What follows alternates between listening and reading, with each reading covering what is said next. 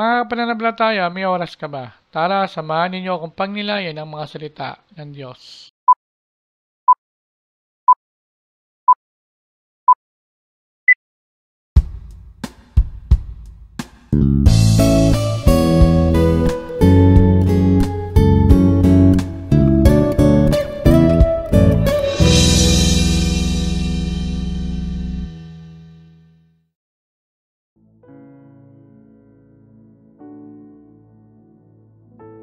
Ang mabuting balita ng Panginoon ayon kay San Lucas. Noong panong iyon, sinabi ni Jesus sa kanyang mga alagad, "Naparito ko upang magdala ng apoy, at sana'y napagningas na nito. May isang binyag pa na dapat kong tanggapin, at babagabag ako hanggat hindi natutupad ito. Kalaban ninyo'y pumarito ako upang magdala ng kapayapaan sa lupa? Sinasabi ko sa inyo, hindi kapayapaan kung hindi pagkakabahabahagi. Mula ngayon, ang 5 katao sa isang sambahayan ay magbabahagi. 3 laban sa 2 at 2 laban sa 3. Maglalaban-laban ang ama at ang anak na lalaki, ang ina at ang anak na babae, at gayon din ang biyanang babae at manugang na babae." Ang mabuting balita ng ating kaligtasan.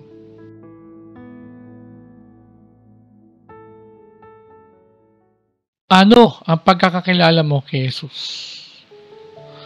Mga kapanampalataya, tayo ay nasa 20 linggo sa karaniwang panahon.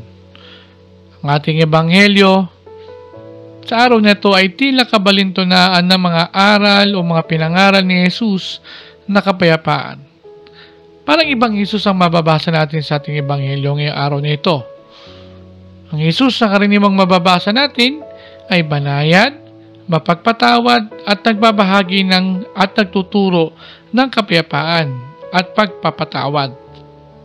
Subalit, ang Jesus na ipinapakita sa atin ngayon ay isang taong nagdudulot ng pagkakabahagi at kaguluhan. Isang taong nakakatakot. Teka, bago tayo maguluhan, tingnan natin ang konteksto ng ebanghelyong ito sa aspeto ng real talk. Totoo na ang isa sa mga misyon ni Jesus ay magbigay ng kapayapaan sa mundo.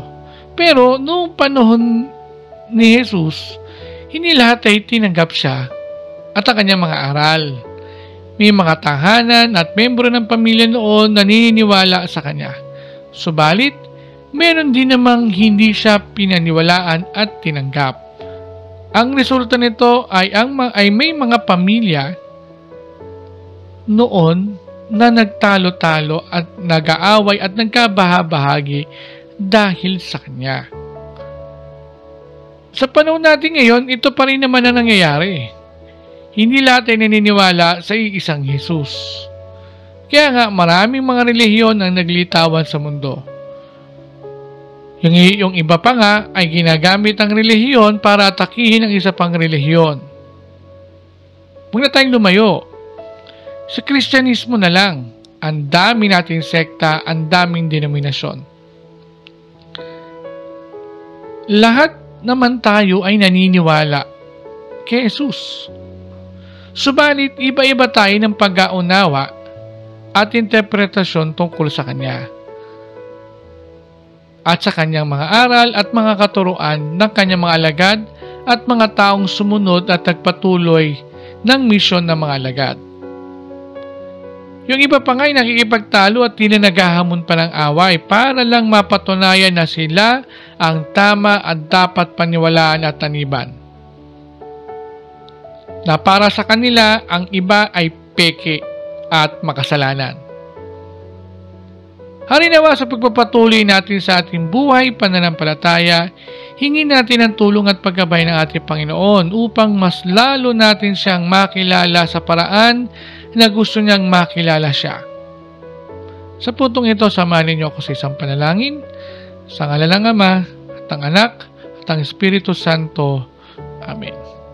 Panginoon, tulungan mo po kami na higit ka naming makilala sa paraang nais mo. Matanggap ka nawa namin at ng lahat ng tao at mga bansa bilang Panginoon namin at Diyos.